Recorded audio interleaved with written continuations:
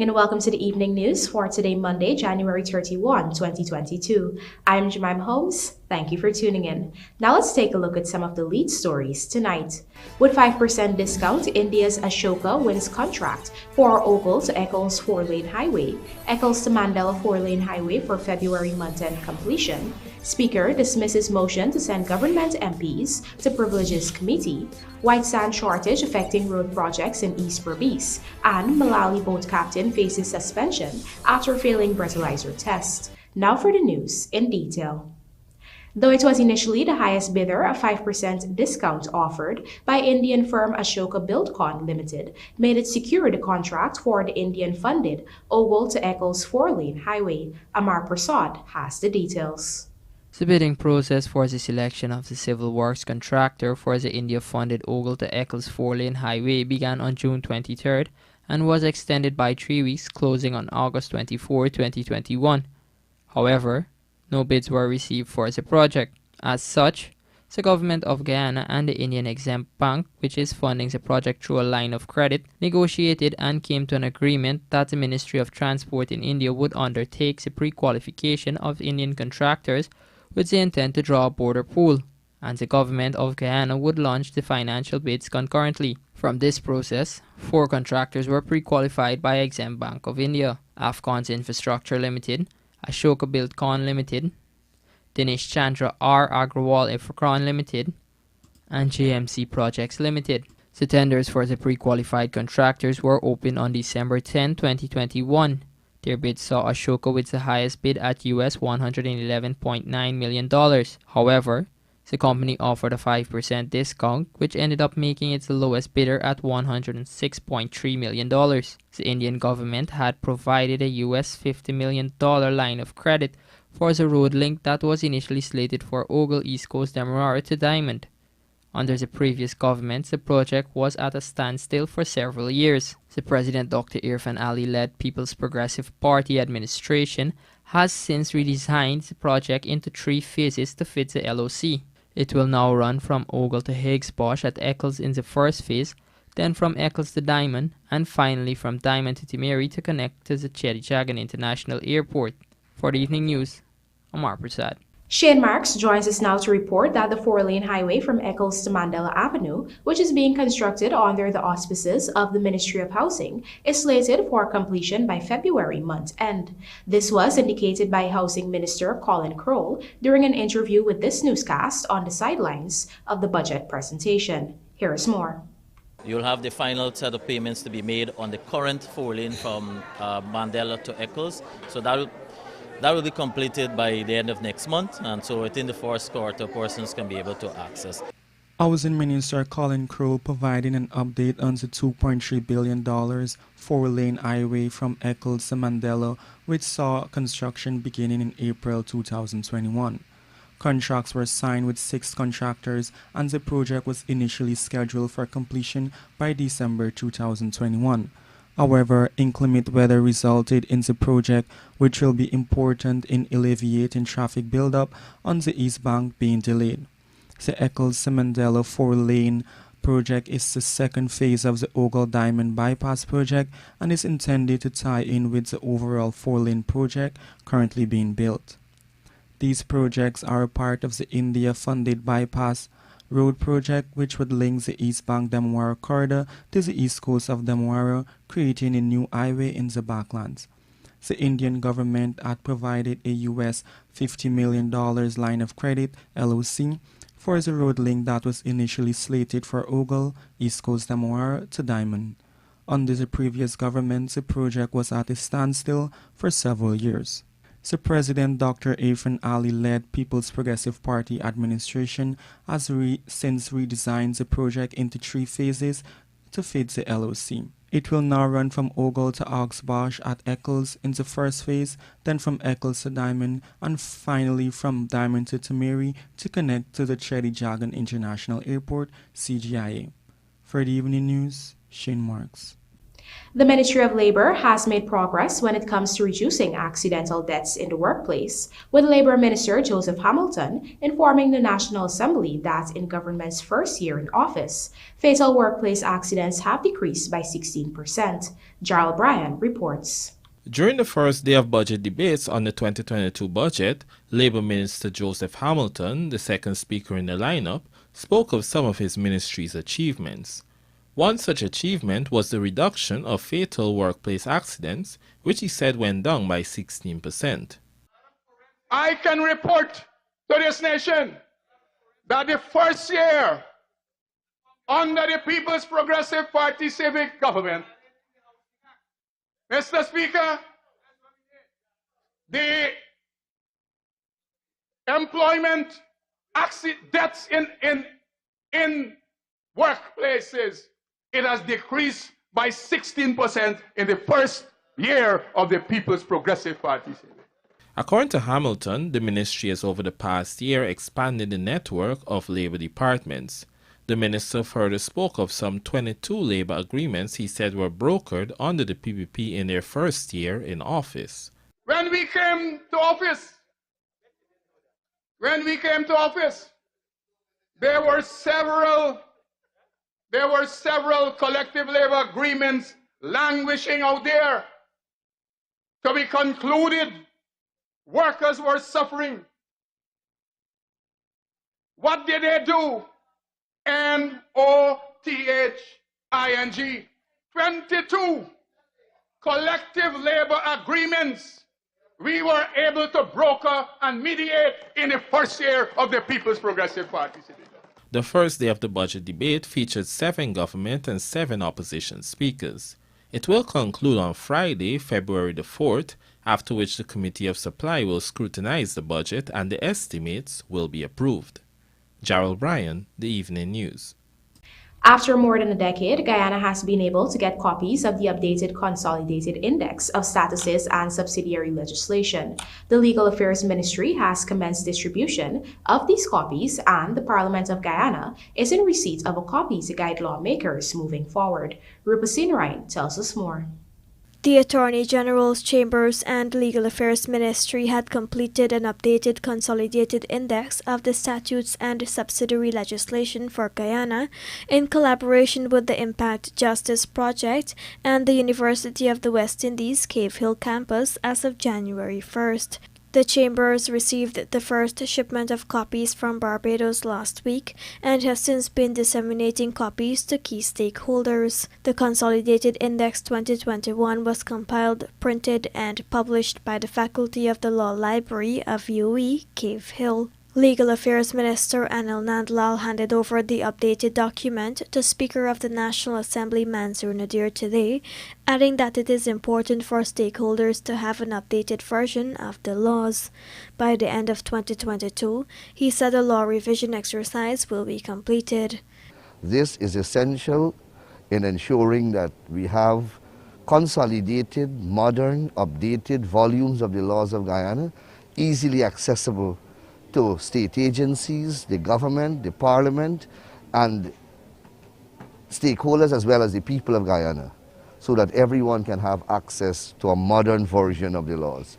The first step in this direction is to consolidate the index, and that component of the project has been completed, and we have distributed copies of it to various important agencies of state and government agencies. Of course, Parliament's library will now receive a copy of it. By 2022, the end of this year, the law revision exercise will be completed. It was supposed to have been completed in relation to the end of 2021, but because of the staggering nature of the legislative agenda of the government for the year 2022, I have decided to extend it to the end of 2022, so we will capture in the exercise all the new laws that are going to be passed. The document was already distributed to the opposition, Director of Public Prosecutions and Judiciary, among other state agencies. The last consolidated index was produced more than a decade ago and only contains Guyana's statutes and subsidiary legislation passed up to January 2011. Rupa Sinarain, The Evening News. A motion seeking to have 22 members of parliament on the government side sent to the Privileges Committee has been dismissed by Speaker of the National Assembly, Mansour Nadir. Speaker Nadir announced his decision today at the opening of the debates on Budget 2022 at the Arthur Chung Conference Center. According to the Speaker, the motion has been dismissed on two grounds: that a prima facie case was not made out against the government parliamentarians, and that the government lawmakers cannot be liable for the illegal actions of the opposition MPs during the infamous mace grab on December 29, 2021, during the passage of the Natural Resource Fund Bill. On December 29, 2021, several members of parliament from a Partnership for National Unity and the Alliance for Change grabbed the Speaker's mace in an effort to disrupt the passage of the NRF bill. Governance and Parliamentary Affairs Minister Gail Teixeira has since moved the motion to have 8 members of the APNO-AFC parliamentary opposition sent to the Privileges Committee. Among those parliamentarians is APNO-AFC's Chief Whip, Christopher Jones, and the other members are Annette Ferguson, Ganesh Mahipal, Sherrod Duncan, Natasha Singh Lewis, Vincent Jordan, Tabitha Sarabu Hali, and Maureen Philadelphia. 2 more persons who were infected with the novel coronavirus have died, taking the total deaths recorded to date to 1,168. The latest fatalities are a 79-year-old man from Region 4 who was fully vaccinated and an 86-year-old man from Region 3 whose vaccination status is unknown. The country also recorded 86 new cases of the virus, taking the total positives recorded to date to 59,889. There are 11 persons in the ICU, 200 in institutional isolation, 10,898 in home isolation, and 19 in institutional quarantine. Recovery stand at 47,612. Coming up, BERBICE to get recreational parks at Kriverton and New Amsterdam, and major catastrophe avoided as GFS contains fire at GNSC Wharf. Do stay with us, more news ahead.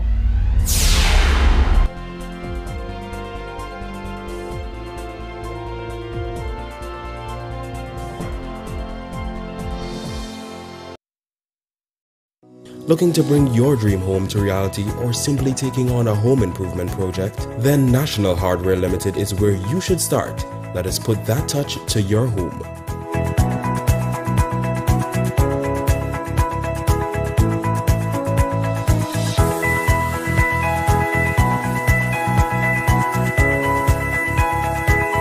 Choose from over 1,000 Birch Report original hues for any surface.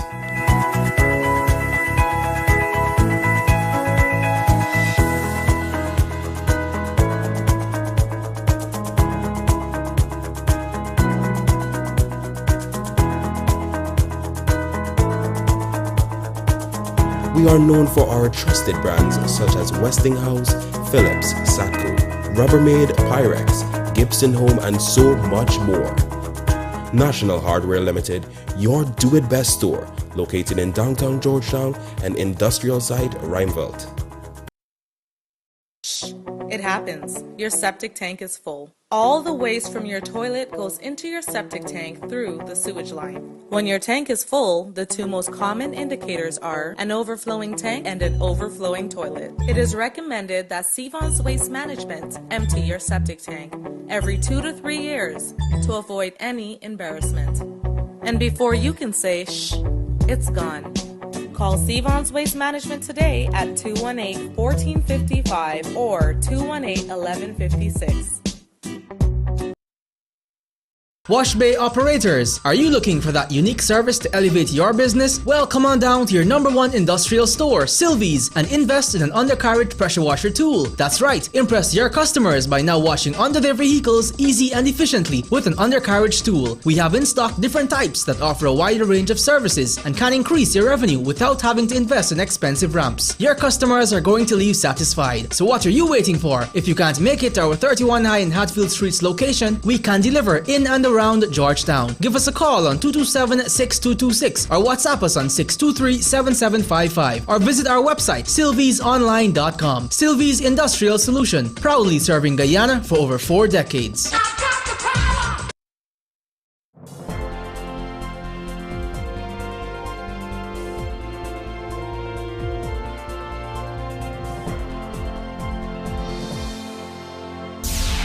Welcome back. You're watching the Evening News. The Region 6 towns of Riverton and New Amsterdam are slated to benefit from family-friendly recreational parks. In this story, Amar Prasad reports that President Dr. Irfan Ali on Sunday visited the sites earmarked for these 2 projects. Guyanese Head of State President Dr. Irfan Ali on Sunday traveled to BERBICE for the region's cleanup and beautification exercise. He explained that recreational parks will be constructed by the Public Works and the local government and regional development ministries in collaboration with the private sector and the regional administration. We're looking at an enhanced park with a safe zone for children, the elderly, here in Skeldon and New Amsterdam.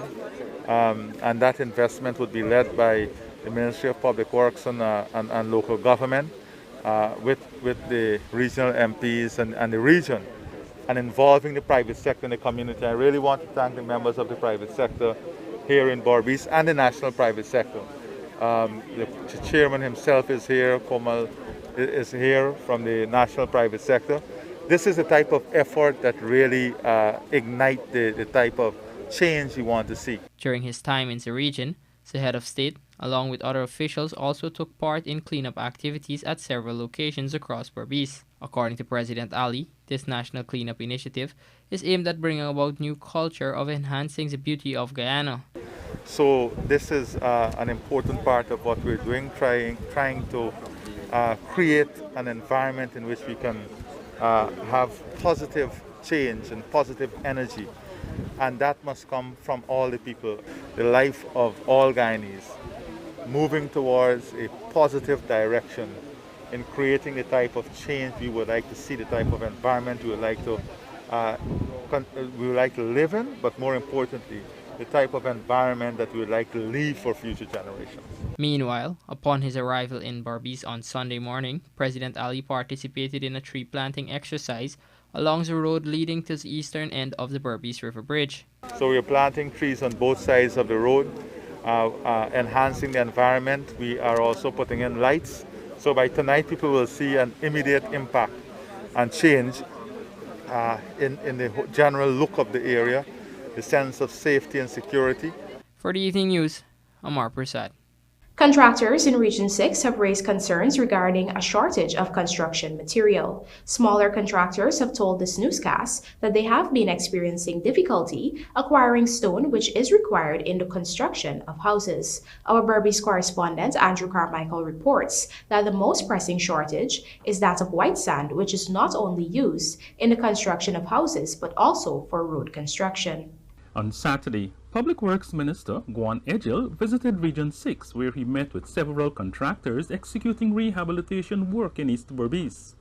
There it was revealed that some contractors have been experiencing difficulty acquiring white sand.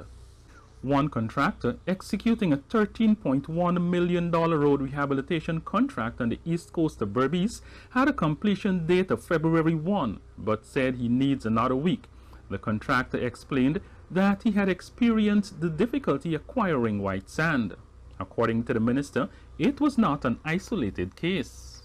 Now, we are learning that they have a major issue in the BERBICE area, that it is of great concern. We're not getting sufficient white sand.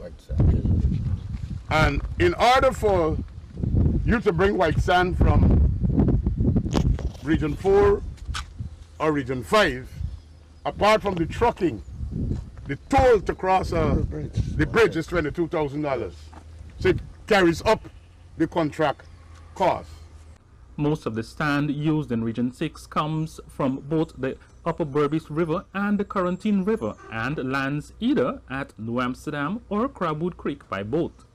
Minister Ejil feels that work might still be able to be done with the available material once the engineers can find a way forward. If we can find alternatives that are engineeringly sound, and suitable that will not compromise the quality of the road, which is recent.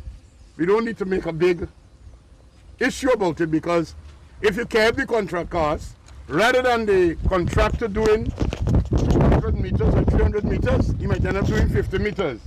And then you come and tell me, the man only do half road. And that can be another issue.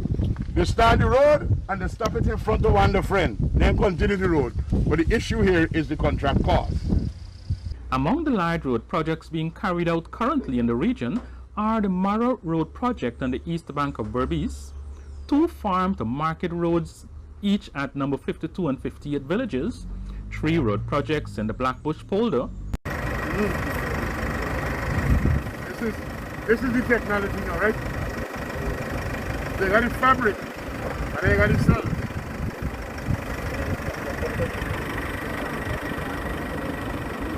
If not, they got paid all the The road network at number 76 and 77 housing schemes on the quarantine, and the Molson Creek El Dorado Road Upgrader project. For the Evening News, Andrew Carmichael. In 2022, the Public Works Ministry would be undertaking several major road projects in the country. This is according to incumbent Minister Juan Edgel. The announcement was made on Saturday as he met residents of Region 6. Here is Andrew Carmichael again with the details. As it relates to the Blackbush polder in Region 6, Public Works Minister Juan Edgel said government does not have $12 billion to resurface the entire road network in the 4 polders of Les Beholden, Maibikuri, Johanna, and Yakasari. As a result, 3 separate contracts were issued last year for road repair work in that community. A contract for $28.9 million was issued to Sawa Investment Inc. to repair 100 meters along the Maibikuri main access road. Another contract for $165 million was issued to Kiscon Engineering Services for the resurfacing of 1,000 meters at Johanna, and a third contract issued to Rim Construction Inc. for $205 million to resurface 1 mile or 1,500 meters of the main access road at Yakasari. In the 2022 budget, more sums have been allocated for road repair work in the Blackbush polder. The minister explained that one of the measures put in the 2022 budget is to alleviate and remove the concerns that citizens have been having. We have decided that on trucks of any tonnage, we are going to remove the excise tax and the VAT from those trucks. You know what that means? The man with his single axle truck and packing it like if it's a hauler could now buy a hauler and fetch the thing for the hauler. Because when you put all the weight on this single axle truck, the tires and the axle could only take the weight up to a certain point, and the rest is going on the road, and that's broke up the road. So we could just fix the road, and a couple morning after, it broke again. So while we are fixing the road, improving quality, we also want to ensure long-term sustainability and long-term development processing. He explained that with the lowering of the taxes, the acquisition cost for those vehicles will be reduced, noting that persons will now be able to purchase vehicles suitable for the job. So you don't have to go and buy the single axle to do the double axle work. I don't buy a double axle to do a hauler work. So when it's a hauler that is fetch them 40 bag of paddy, or a 40-foot container, or it's a truck that's fetching 25 cubic, or it's one of the regular lorries, you can decide to bring in any truck, new, meaning 4 years and younger. Less than 4 years. And you don't have to pay the excise tax, and you don't have to pay VAT. So that is the first thing I want to let you know, that all the transportation providers could invest in trucks with greater capacity, with less duties, which means the truck should cost cheaper, and we could be able to move our produce in bulk. And at the same time while we're moving it, we're saving the road. He also explained that those in the agriculture, forestry and mining sectors are expected to benefit largely from the removal of those two taxes from certain classes of vehicles. So rather than putting all the pressure on the road, we get more stable axle weight distribution on the road, and when we fix the roads, we'll be able to save it. For the Evening News, Andrew Carmichael. A major catastrophe was avoided on Sunday morning when a fire of unknown origin was discovered at a workshop at the Guyana National Shipping Company's wharf on Lombard Street, Georgetown. Shane Marks was on the scene and filed this report. On Sunday morning around 8 hours, the Guyana Fire Service GFS responded to a fire that erupted at the Guyana National Shipping Corporation GNSC located at Lombard Street, Georgetown. The inferno flattened an aged wooden workshop referred to as the gear room. Luckily, at the time, the building was empty. According to Acting Fire Chief Gregory Wickham, after receiving the emergency call, 4 tenders and a fireboat were dispatched to the location. We received a call at our emergency line at 8:16. That call was made by one of the ranks, fire service rank that is attached to the protector, that is our fireboat. He was in the vicinity of this area and he saw smoke, so he's the one that called and reported the fire. Hence, upon receiving that report, 4 appliances were dispatched to this location, and also the fireboat was also deployed. We managed to surround the fire and what we would understand to be called a cutoff that is preventing it from spreading to other structures. We had some of the contents stored within the area there, like fuel, LPG cylinders, or what people call gas cylinders. Yes, and so we managed to contain and stop it from spreading to other areas. Our investigative team, they are on ground as we speak, and they are going through the rubbles so that they can be able to determine the cause of the fire. As soon as that exercise is completed, information will be kept to the people.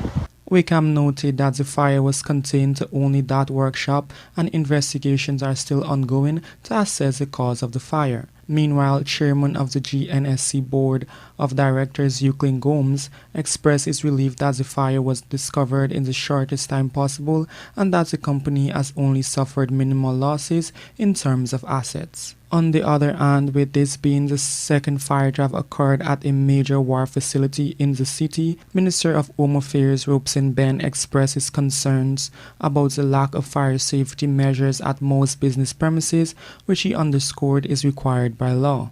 Whether or not fire prevention methods were being observed in the building, that information, according to Wickham, is yet to be revealed. For the Evening News, Shane Marks.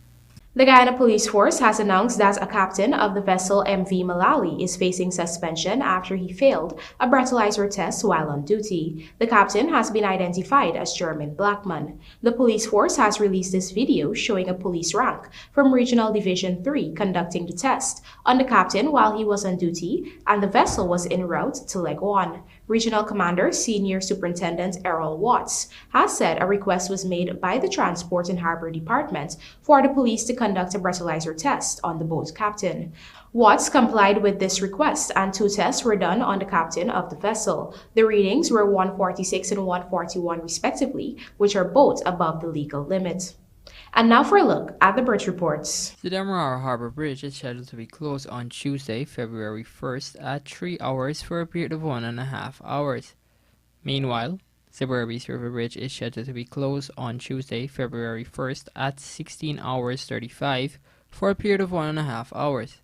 Holders last over 4-wicket haul leads West Indies to 3-2 series win, and players inch closer to the podium as senior nationals bring the fire. Details of these stories in the Sportcast sponsored by MacCorp, coming up on the other side of the break.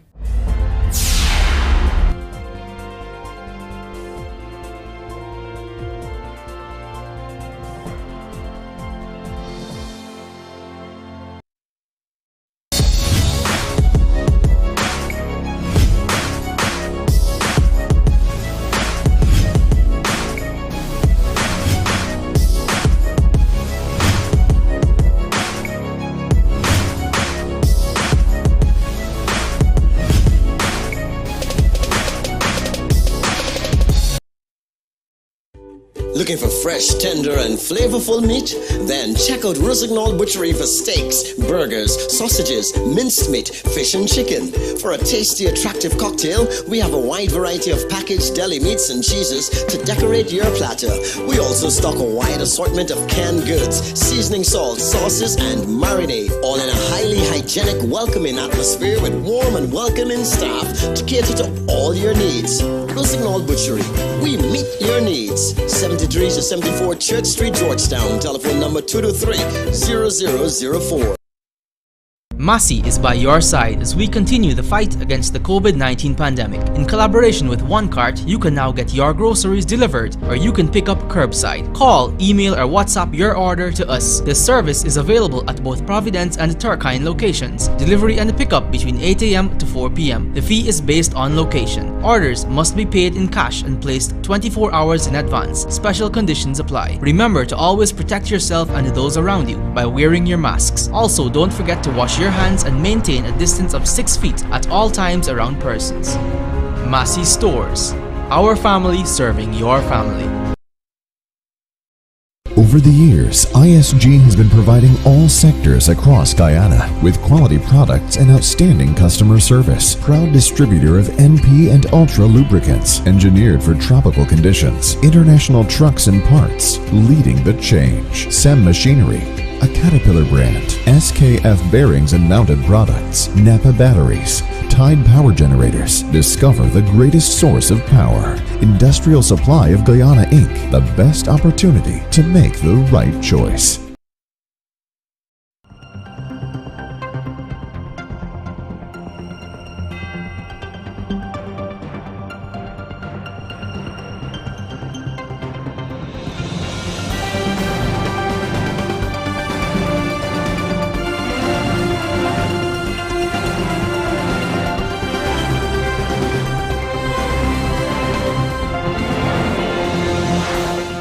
Welcome back to this evening's Sportcast, sponsored by MacCorp.